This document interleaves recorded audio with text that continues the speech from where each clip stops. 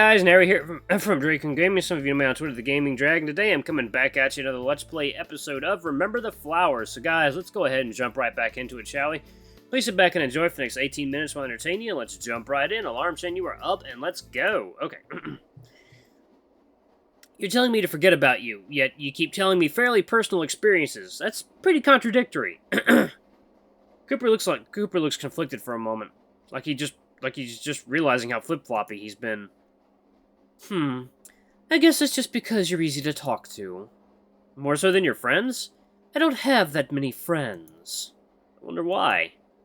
Ha ha, Cooper says dryly. I can't help but laugh. Sorry, he couldn't resist. You were saying? I was saying you're pretty easy to talk to. There's something about you. What's that something? Well, for starters, you're more or less the reason I get to start a new life. How lucky of you to stumble upon an amnesiac old man who's wanted. I know, right? That was sarcasm. I'm aware of that. It's still true. Finding you really was one of the best things to ever happen to me. Cooper looks absolutely ecstatic about the situation, but he tries to cover it back up with his usual stone face. Sorry, just thinking about all the things I'll be able to get to do after this job is making me excited. Job, huh? You know, that's fine. At the end of the day, this is just a job for him. Who am I to take that away? If going along this path helps him in the end, then it'll be worth it. Even so, I shudder at the thought of being alone after everything. Cooper interrupts my thoughts again by placing a paw on my head. You're going to be fine. But... And I'm going to keep repeating that since you can't get it through your thick skull. But... I grumble. It's hard to build up my confidence. I'm still hoping at some point Deanna bursts in to save the day, or maybe Davian comes to carry me away from all this. Cooper rubs the top of my head. I don't stop him. Despite how skeevy the facilities in Resoom are, I know for a fact that they're going to take care of you. You promise? I do. I shudder and sigh before leaning back against the wall. I'm really, really trying. I know. It's just... I know. Cooper moves his paw down to my shoulder and pulls me in closer. I could smell his vanilla-laced fur. I pause before looking up at him. Despite the bold move he just pulled, his twitching ears giving away how bashful he really is. Cooper clears his throat before continuing. It won't be long, but I'll be your friend till this is all over. How's that sound? God, he's so corny. Nevertheless, I appreciate the gesture. Thanks, Cooper. I think I'll take you up on that. Just know that I'm quite the handful. Oh, I'm well aware. I'm sure you are. I'll admit, this is nice. His fur is actually quite soft, and the familiar scent is really putting my mind at ease. This is really nice. If it wasn't so clearly in the morning, I could definitely take a nap like this. It's about noon, bud. Oh. Yeah, you slept in pretty late. This is the one day I wish I didn't. Oh, yeah? Yeah, I'd like to spend as much time with my friend as I can. I can hear Cooper groan at that. Don't push your luck. I'll try not to. Cooper rolls his eyes. He leans his back against the wall. We sit in silence. The movement of the train is actually quite pleasant, slowly rocking us back and forth, together. From time to time, I take discreet glances at Cooper. He's smiling. I can't help but do the same. I can do this. I have to. Eventually, Cooper breaks the silence. You don't have an ID card on you, do you? Why? Why would I? You know, you're right, that was a dumb question. Kinda, but why do you ask? Well... Cooper flicks his ear and scratches the side of his face. I wanted to try to register you in my axiom, but you need an ID to make it work. Why? Oh wow, what an interesting piece of art. I wanted to show you some stuff to pass the time. I think there's some kind of game on here, too. God, I'd love to play some solitaire right now. What's that? A card game for lonely people. Sounds riveting. You'd be surprised. Oh. Cooper swipes through some of the screens. They're still pretty blurry for me.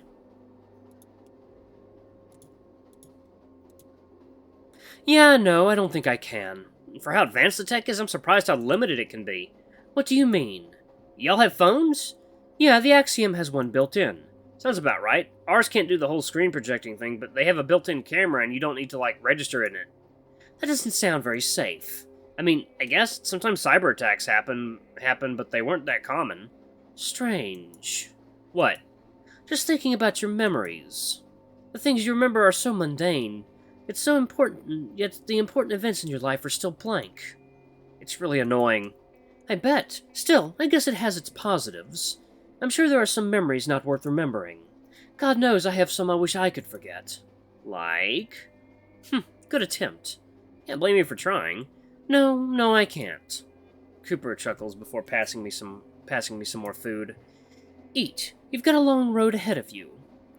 I take it out of the wrapping and split it down the middle before handing half to Cooper. Same to you. Cooper smiles. Thanks, Cy. I take a bite out of my half. No problem, Cooper. We start to eat in silence. Well, mostly silence. I can hear Cooper's tail thumping again. That's a cute piece of art. Yeah. What a weird yawn. Several hours go by. Cooper moved to his side of the car to work on his axiom. I've been writing in the journal he got me. It hasn't been a week since I've woken up here, but I already have so much to write about. Like Marantha back in Tensia, or Schmidt back in whatever that place was called. I hope that I can travel once again after all this is over. I'm slowly making peace with the idea that I'm far away from home. Very far away. I have to be realistic and understand that I might not ever make it back. It's not a happy thought, but it'll soften the blow if it proves to be true. I hope it doesn't come to that, though. Now I'm making myself sad again. It's hard not to have that mindset. I wonder if I'll find out whatever happened in Resoom. I lean forward to reach under the back of my shirt, feeling one of the ports on my spine. Touching these things still makes me shiver, which is understandable considering that these shouldn't be there, period. I write about the strange orifices in my journal, trying to figure out what the hell I was attached to. Whenever I do, my mind just gets all fuzzy. That gets me worried in a whole new way. Was it so traumatizing that I forgot about it? Is it even worth remembering? Okay, calm down. No need to spiral over some theorizing. What if... Hey, Cooper? He doesn't look up from his axiom, but his ears perk up and he turns towards me.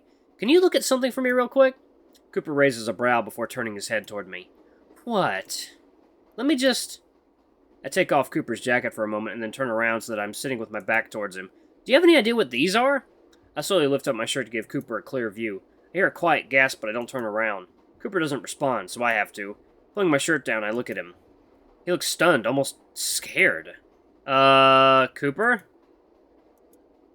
Dude, you're like scaring me. Sorry. I wasn't expecting to see that. Now I'm getting worried. See? See what exactly? Cooper shudders and shakes his head. It's nothing. It's just looks kind of painful. Maybe. Good thing I can't feel it, though. Good thing indeed. I can hear him give a quiet growl before going back to typing on his axiom. He looks angry. I reluctantly leave him be. This just leaves me with more questions than answers. Ugh, my head's starting to hurt again. I want to go home. Wherever that might be. That was not encouraging. I keep scribbling in my journal, not really writing anything coherent at this point, just venting to myself. I wish I had my phone again or something. Mom would tell me to read a book if there wasn't any technology, but I don't even have that. What did she do when she was younger? The early 2000s had some phones, I think. So maybe. For once, I'm glad I'm going on an internal tangent. I'm tired of thinking about stressful shit.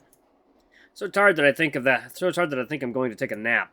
I didn't intend to waste that little time we have left together, but all these mental gymnastics left me exhausted. I'm gonna take a nap, I think. Cooper grunts in response. I put his jacket back on.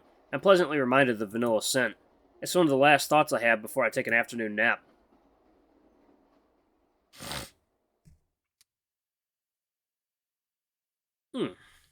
Beep. I'm not sure how long I've been asleep before Cooper wakes me up. Psst. We're coming up on the rest stop. Let's go stretch our legs.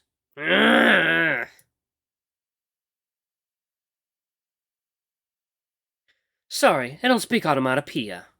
Cooper carefully lifts me up while I'm still half asleep. Damien! I snap awake. I mean, Cooper! Cooper snorts before setting me on my feet. Cyrus. Shut up.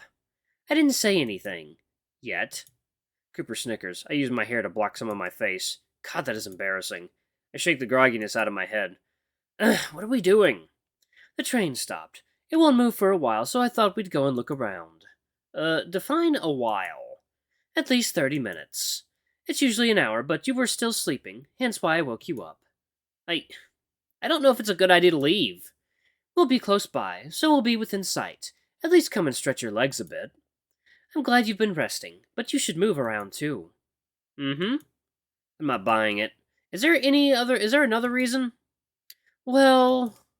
I could use some help. With? I yawn. Come on, I'll help you out. I groan for real this time. Fine. Don't worry, it'll be worth it. I'm sure it will be. What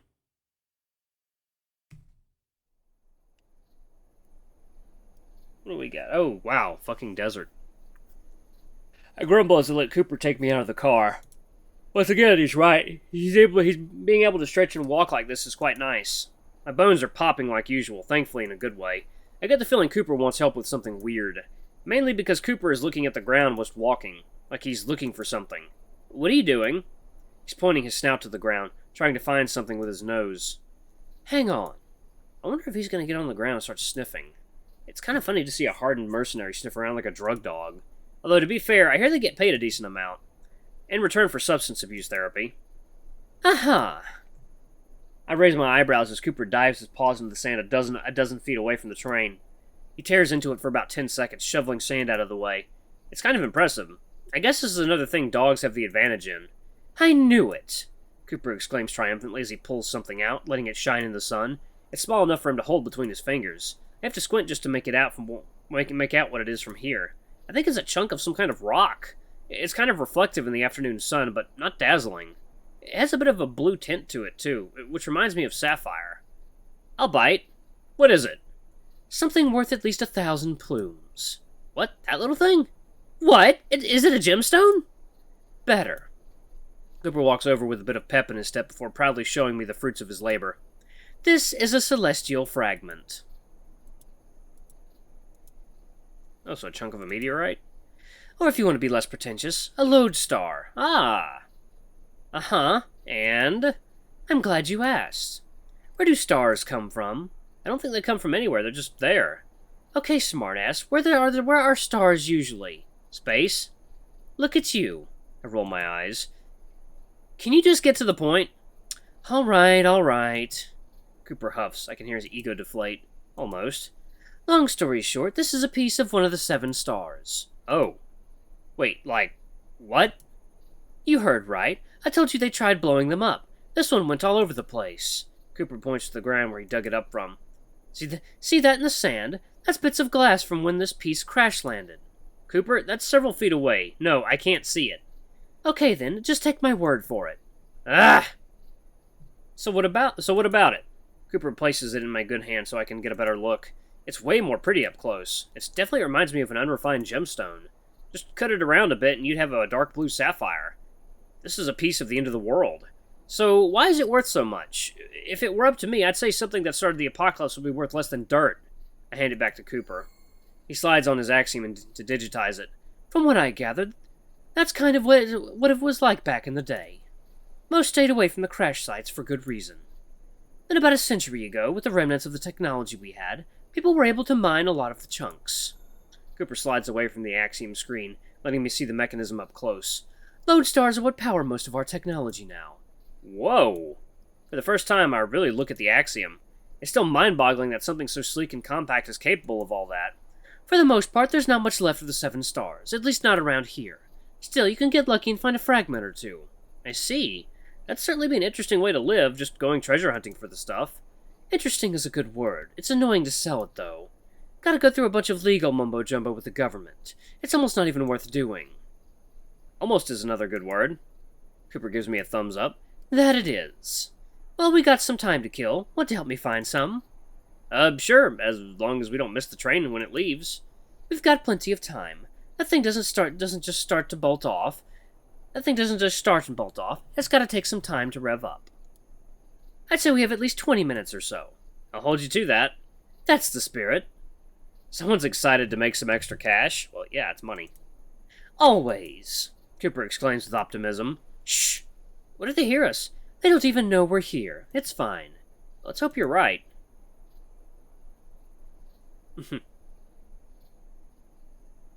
I sigh as I start to meander a bit away from the train. Oh, you want to follow the smell of the burning glass? Okay, I'll keep that in mind. Cooper nods before getting back to treasure hunting. He is sniffing audibly, but his sniffing is audible even a dozen feet away. His tail is wagging side to side, almost reminding me of divining rods. I doubt I have a nose sensitive enough to smell that. Even if I did, I wouldn't know what burning glass smells like. Oh well, once again, I'll at least humor him. When's the next time I'll be able to walk around the desert like this anyways? I even find something new to update my journal with. Every now and then I kneel down and play with the sand. It's still pretty warm from baking in the sun all day. It feels kind of good, to be honest. I doubt I'll be able to find anything, but this is more fun than just sitting in the car. Something in the corner of my eye catches my attention. Something green. Oh wow, cacti! Big-ass cacti. I make my way over to the tall green stalks. There's a lot of them over here. There are even some other types of desert plants sprouting at the base of the cacti. I think Diana once said that cacti are mainly water. Can the other flowers siphon water from cacti? Now more than ever, I wish I had my axiom. Or just my phone. I would always call Diana if I had a plant-related question. She'd take me to the greenhouse and give me the rundown of how to take care of whatever new exotic plant she got. Man, I miss that too. Sadly, my memories of our time in the greenhouse are still hazy. Hopefully that doesn't last too long. I crouch down to inspect the flowers sprouting from the sand. I nod with a smile. As I thought. I have no idea what these are. They look kind of like wildflowers, but definitely not the right color. I thought they were usually white, while these almost look like a lighter shade of green. Still, they're pretty. Just looking at flowers like this makes me feel nostalgic. I should have helped Diana out more back then. A bright pink flower attracts my attention the most. One sprouting right from one of the bigger cacti. Wow. I raise my left hand up to caress the flower. It's amazing that something like this can bloom in the desert. I'm kind of surprised by how soft it is. There has to be a metaphor somewhere about how something so pretty can blossom in a place so desolate. I'm too tired to think of one, though. I wonder. I try to tug it. I kind of want to bring it along. Maybe I can try to sketch it in my journal. I've never been the best at drawing, but the flower won't stay healthy forever. Try as I might, I can't muster up enough strength to yank it off. Wish I was ambidextrous. I didn't realize how much my left hand had really atrophied. I sigh and give up. Maybe some of these at the ground would be better anyway. They look more like traditional flowers. I feel kind of bad just ripping them from the roots. At least the cacti will bloom again. I don't know what compels me, but I start slowly digging with my left hand. These roots go further down than I thought. They're at least 8 inches under the sand. I graze something with the tip of my finger. Something hard. A rock? I try to look into the small hole I made, but it's hard to see anything. I look at my right hand for a moment. I mean, it's not like I can feel the pain, right? Against my better judgment, I use my thankfully numb hand to help push some of the sand away. Here's hoping I don't get anything in the bandages. Eventually, I unearth one of the flowers along with a sizable rock. I smell something acrid. The rock is blue and fits in the palm of my hand. I think it's a lodestar. If it is, it's huge, way bigger than the one Cooper found. Holy shit, did I really just find this? Alright guys, I'm going to pause it right here. Thank you all so much for watching. Don't forget to like, comment, subscribe, ring that notification bell if you're super thanks, or a tip if you can, it always helps. Until the next video, I love you all. I'll see you next time. Bye-bye!